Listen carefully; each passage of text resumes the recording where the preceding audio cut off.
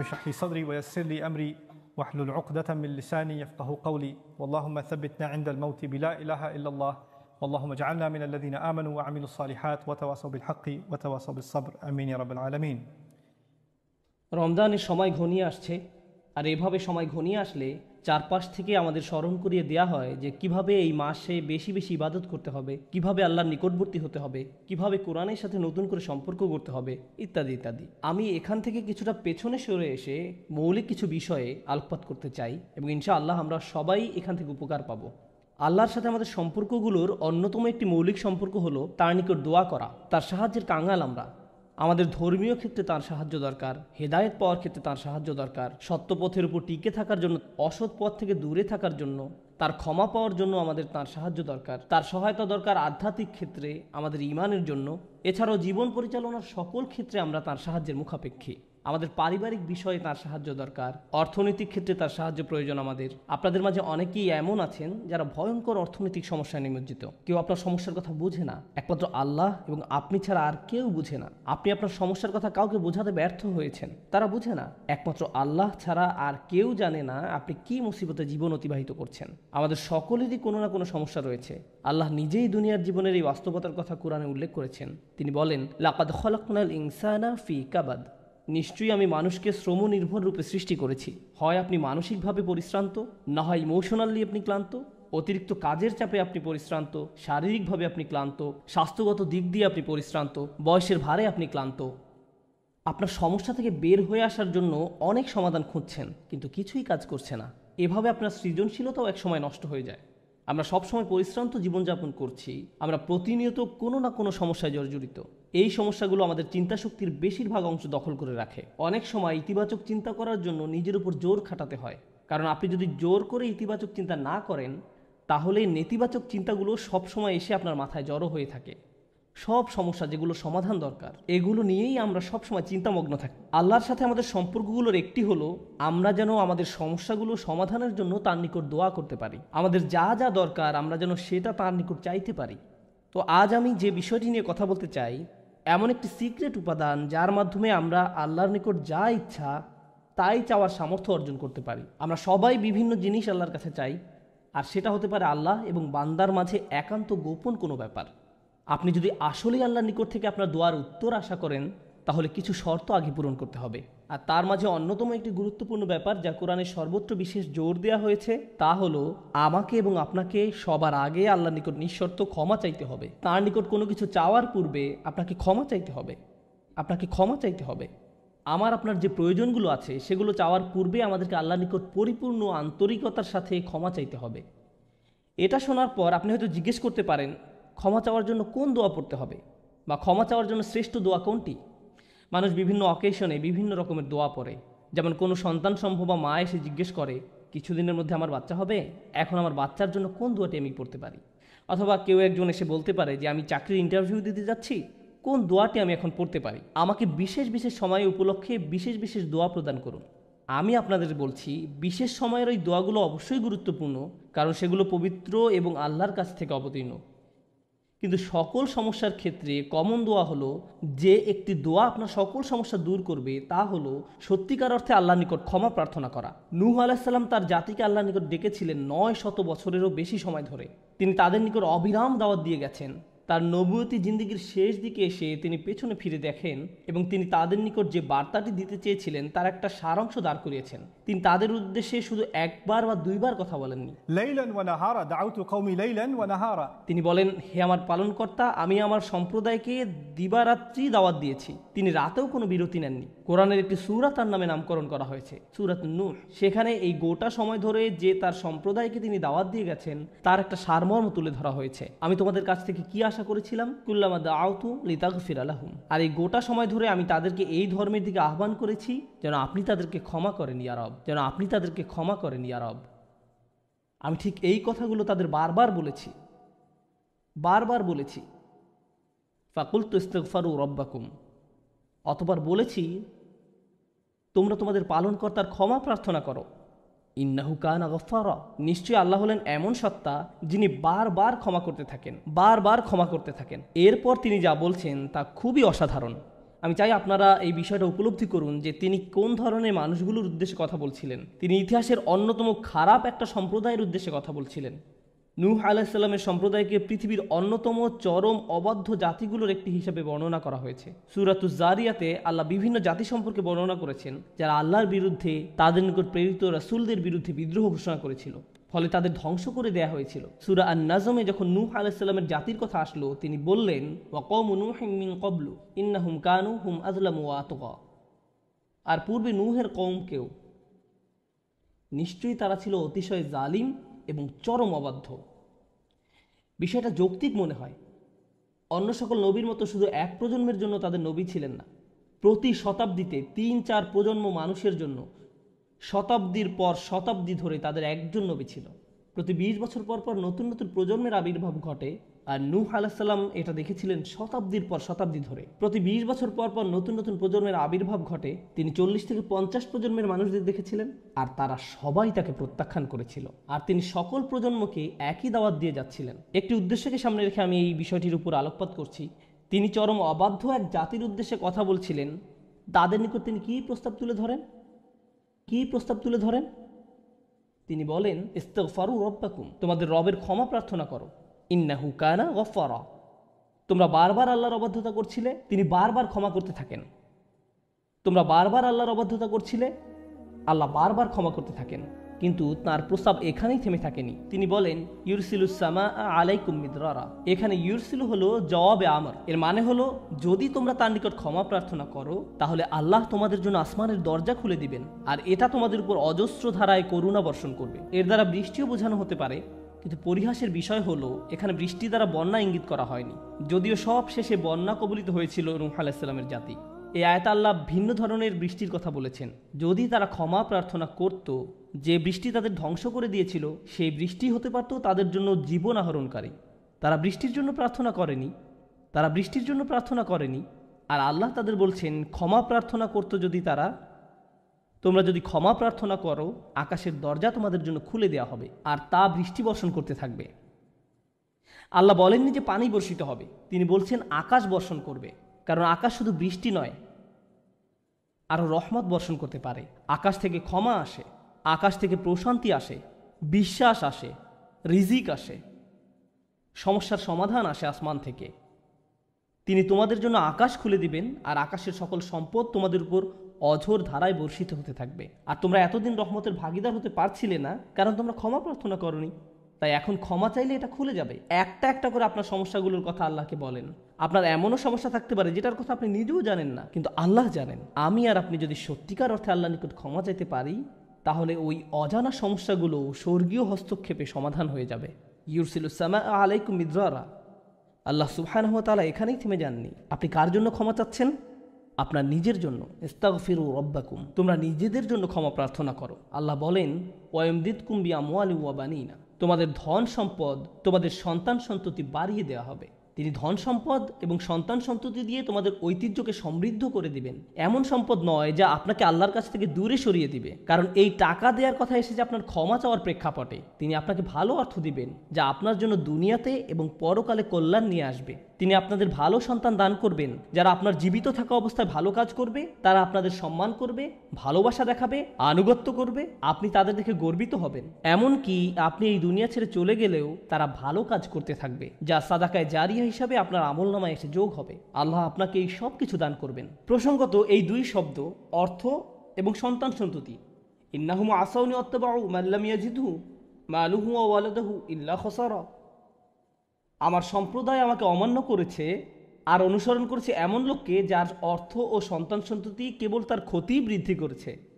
কিন্তু আপনার ক্ষমা চাওয়ার পরে আল্লাহর পক্ষ থেকে যে ধন সম্পদ এবং সন্তান সন্ততি আসে, তা আপনার জন্য শুধু কল্যাণই নিয়ে আসে।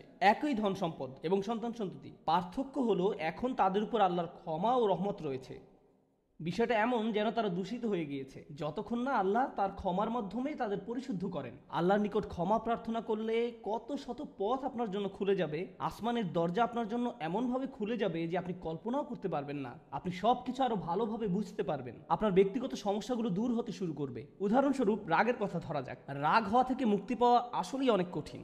বহু মানুষ খুবই সমস্যাপূর্ণ জীবনযাপন করে, খুব অল্পতেই রেগে যান, কিছু একটা তাদের সামান্যতেই ক্রোধান্বিত করে, আর তারা এর সাথে লড়াই করতে পারেন না। তারা তাদের এই সমস্যাটা বুঝতে পারেন, কিন্তু নিজের কাছে অসহায় হয়ে পড়েন এবং মনে মনে ভাবেন, না, আমার পক্ষে এই রাগ হওয়া থেকে মুক্তি পাওয়া সম্ভব না।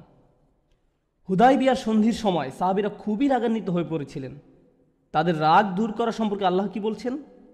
তিনি বলছেন, ওয়া আনজালাস সাকিনাতা ফি কুলুবিল মুমিনিন, তিনি আকাশ থেকে বিশ্বাসীদের অন্তরে প্রশান্তি নাজিল করলেন। প্রশান্তি আমাদের নিজেদের কাছে থেকে আসে না, আমরা নিজেদের প্রশান্ত করতে পারি না।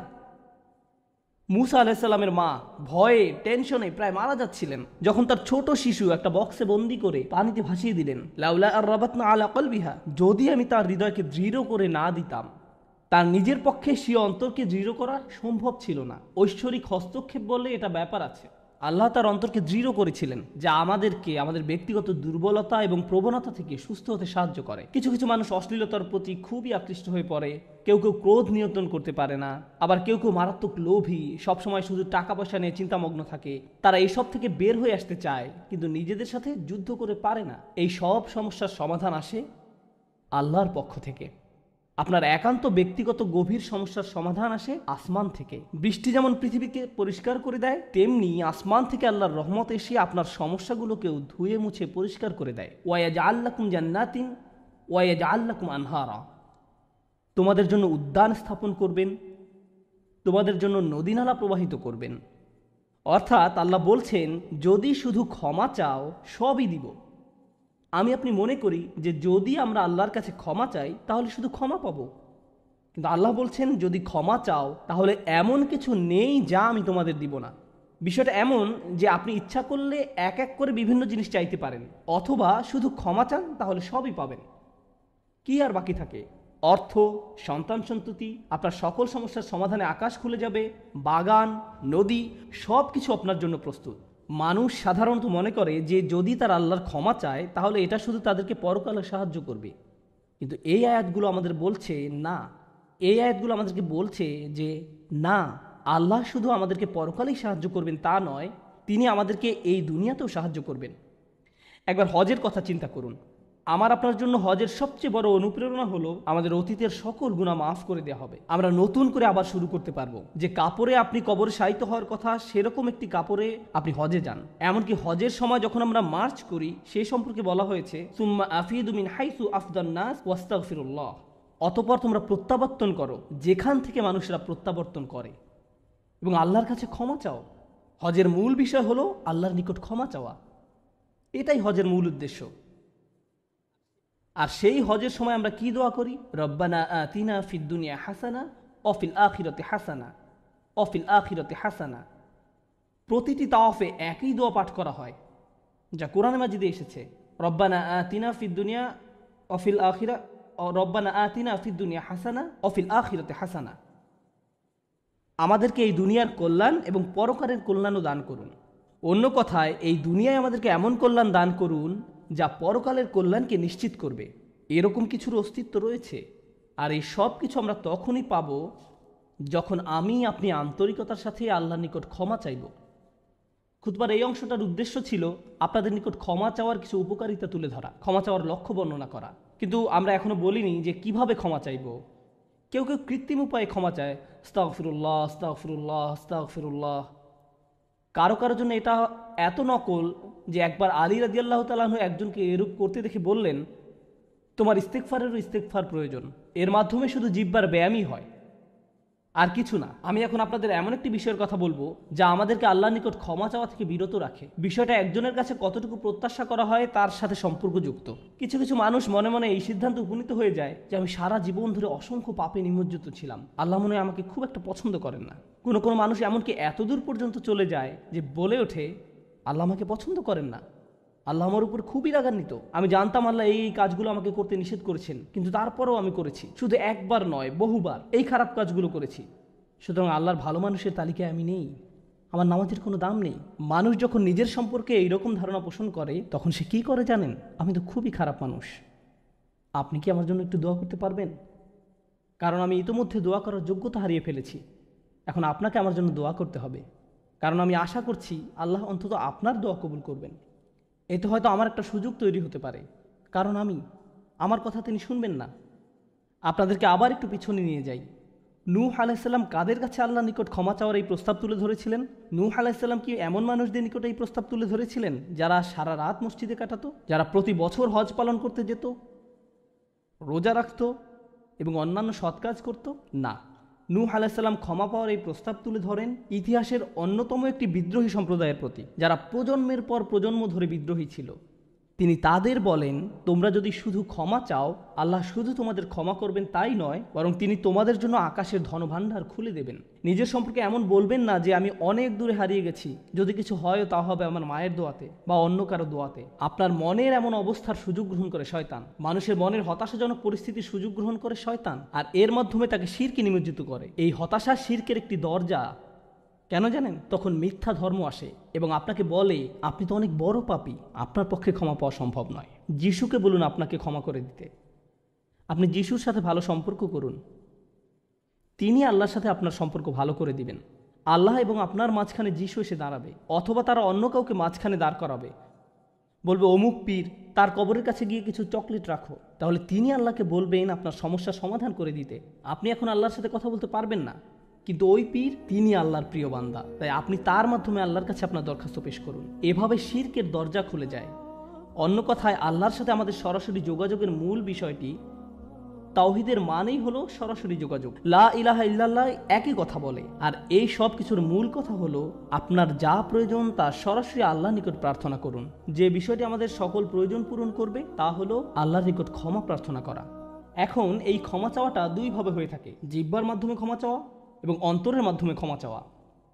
মানুষ সাধারণত নিজের পক্ষে যুক্তি দিয়ে থাকে। আমি যদি কোনো কারণে আপনার সমালোচনা করি, যেমন ধরুন কাউকে বললাম, এই যে আমি আপনাকে অমুক অমুক কথা বলতে শুনেছি, সে তাৎক্ষণিক হয়তো বলে উঠবে, এক্সকিউজ মি, আমি এমনটা বোঝাতে চাইনি, আপনি তো পুরো ঘটনাটা জানেনই না। আপনি সাথে সাথে নিজের পক্ষে যুক্তি দিতে শুরু করেন, আত্মরক্ষামূলক হয়ে ওঠেন। বালিল ইনসানু আলা নাফসিহি বাসীরা ওয়ালাউ আলকা মাআযিরা। মানুষ নিজের সম্পর্কে সুধারণা পোষণ করে, তারা প্রচুর অজুহাত দেখায়। আপনি যদি আসলেই আল্লাহর ক্ষমা চান, আপনাকে নিরিবিলি একটা সময় খুঁজে পেতে হবে। যদি আরবিতে দোয়া করতে না পারেন, কোনো সমস্যা নেই, আপনি শুধু পাঞ্জাবি, বাংলা, বাহাসা বা উর্দু জানেন, কোনো ব্যাপার না। আপনি আপনার নিজস্ব ভাষাতেই আল্লাহর সাথে কথা বলুন, আন্তরিকতার সাথে আপনার অপরাধগুলো স্বীকার করুন, কোনো অজুহাত দেখাবেন না। এরকমটা করতে পারা আসলেই কঠিন, কারণ আয়নার সামনে দাঁড়িয়েও আমরা নিজের সাথে মিথ্যে কথা বলি, নিজেকে এভাবে প্রবোধ দেই, আমি আসলে অত খারাপ না, আমি যা যা করেছি তার কারণ আছে। যখন আপনি আল্লাহর সামনে দাঁড়াবেন, নিজের কাজের বৈধতা দেওয়ার কথা ভুলে যান। আল্লাহ জানেন আপনি কি অবস্থার মধ্যে দিয়ে যাচ্ছেন, তিনি জানেন এটা কঠিন সময় ছিল, তিনি জানেন অমুক অমুক বিষয় আপনাকে সম্পূর্ণ গ্রাস করে ফেলেছিল। ইয়া রব, আমি অনেক চাপের মধ্যে ছিলাম তাই মদ খেয়েছি। তিনি আপনার সবগুলো অজুহাত সম্পর্কে আপনার চেয়ে ভালোভাবে জানেন।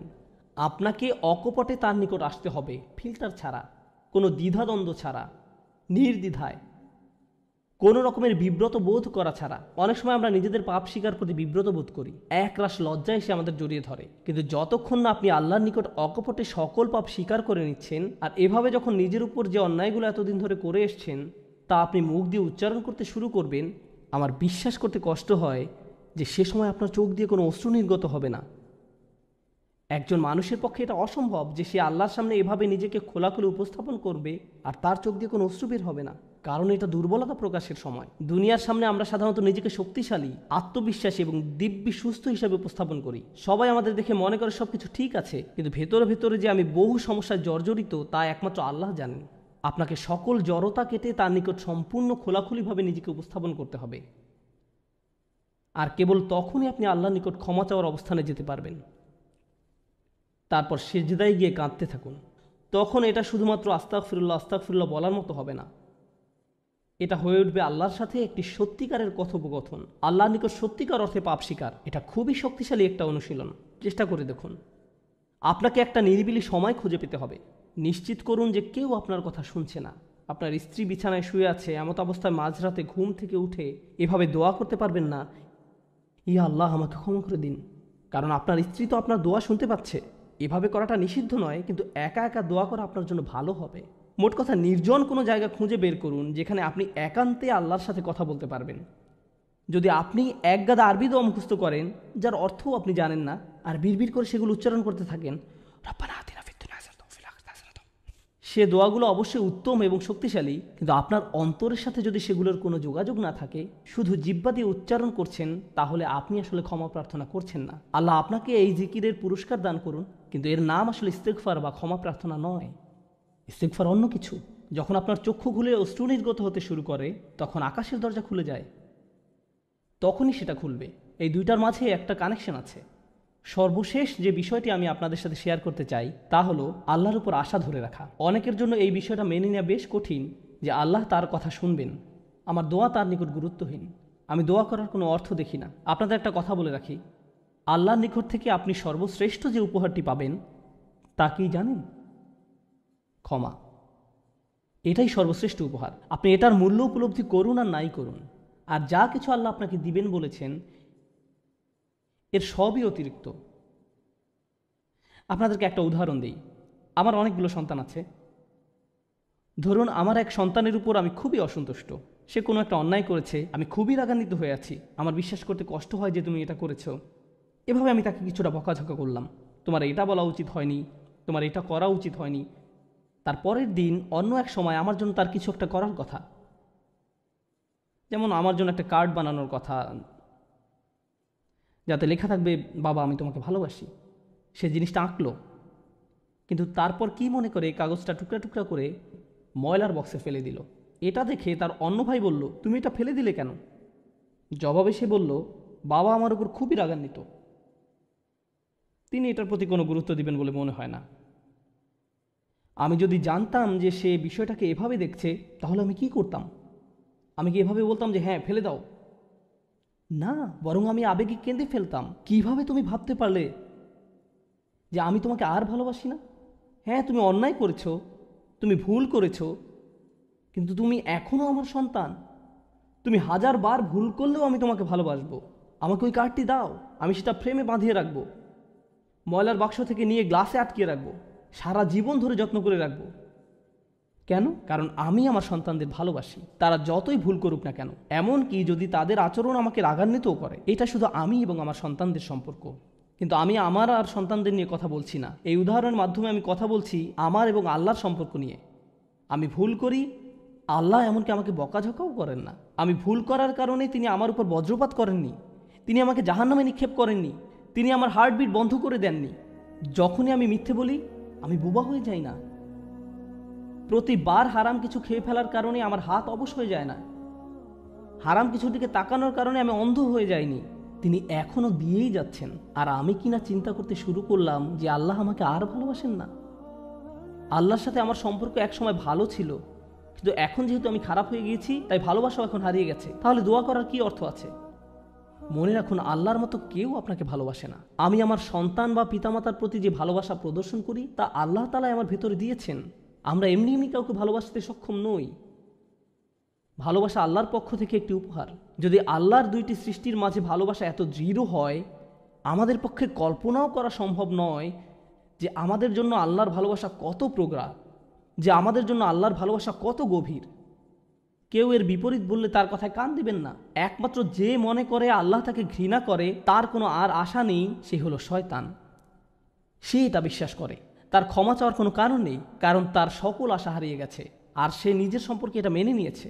এখন আপনি যদি নিজের সম্পর্কে এরকম মনে করেন, তাহলে কার পথ আপনি অনুসরণ করছেন? একবার চিন্তা করে দেখুন। যদি আদম আলাইহিস সালাম জান্নাতে থাকা অবস্থায়, আর জান্নাতের চেয়ে উত্তম কোনো জায়গা তো আর আপনার পক্ষে থাকা সম্ভব নয়, তারপর তিনি একটি ভুল করলেন আর আল্লাহ আযজা ওয়া জাল্লা তাকে দুনিয়াতে পাঠিয়ে দিলেন। এখন আদম আলাইহিস সালাম যদি এরকম চিন্তা করতেন, আমার এত বড় একটা ডিমোশন হয়ে গেল, আমি কিভাবে আল্লাহর সাথে আবার কথা বলবো? আমি তাকে এত হতাশ করার পর কিভাবে কথা বলবো? কিন্তু আল্লাহ তাকে শিখিয়ে দিলেন কি করতে হবে, কিভাবে তার অন্তর আবার ঠিক করতে হবে। রব্বানা যালামনা আনফুসানা ওয়া ইল্লাম তাগফির লানা ওয়া তারহামনা লানাকুনান্না মিনাল খাসিরিন। জান্নাতের তুলনায় দুনিয়া তো কিছুই না। তিনি জান্নাত থেকে দুনিয়ায় এলেন, এত দূর নেমে আসা সত্ত্বেও এখনও তিনি আল্লাহর নিকটেই আছেন। এই শব্দগুলোই আল্লাহর সাথে তার সম্পর্ক আবার জুড়ে দিল। দোয়ার উপর আস্থা হারাবেন না। এত দূর নেমে আসা সত্ত্বেও এখনও তিনি আল্লাহর নিকটেই আছেন। আন্তরিকভাবে আল্লাহর কাছে কিভাবে দোয়া করবেন, তার প্রস্তুতি এখনই শুরু করুন। মনে রাখুন, আল্লাহ আপনাদের সবার দোয়া শুনবেন। উজিবু দাওয়াতাদ দাঈ ইযা দাআন। এই ঘোষণাটি রমজান মাসের। আমি আহ্বানকারীটাকে সাড়া দেই যখন সে আমাকে ডাকে। এটা আল্লাহর অঙ্গীকার। আর আমি আপনি 1 নম্বর যে দোয়াটি করব তা হলো ক্ষমা চাওয়ার দোয়া। আল্লাহ আমাদেরকে এমন মানুষে পরিণত করুন যারা সত্যিকার অর্থে ক্ষমা চায়। আল্লাহ আমাদের অন্তরে তার নিকট ক্ষমা প্রার্থনা করার তীব্র ব্যাকুলতা তৈরি করে দিন। আল্লাহ আমাদের অন্তরকে এমন নরম করে দিন যেন আমাদের চোখ দিয়ে অশ্রু নেমে আসে। আমরা যারা তার নিকট ক্ষমা প্রার্থনা করি, আমাদের সবার জন্য আল্লাহ আজ্জা ওয়া জাল্লা তার রিজিকের দরজা খুলে দিন। সর্বশেষ একটা বিষয় মনে করিয়ে দিতে চাই যে আল্লাহ আজ্জা ওয়া জাল্লা অনেক পথভ্রষ্ট জাতিকে ধ্বংস করা থেকে বিরত থাকেন। কেন জানেন? কারণ সেখানে এমন মানুষ রয়েছে যারা আল্লাহ নিকট ক্ষমা চায়। শুধু তাদের মাঝে এমন কিছু মানুষ রয়েছে যারা এখনও আল্লাহ নিকট ক্ষমা প্রার্থনা করে। তাদের কারণেই আল্লাহ গোটা জাতিকে আর ধ্বংস করেন না। ইস্তেগফার করা মানুষে পরিণত হন। আল্লাহ আমাদের সবাইকে রক্ষা করুন।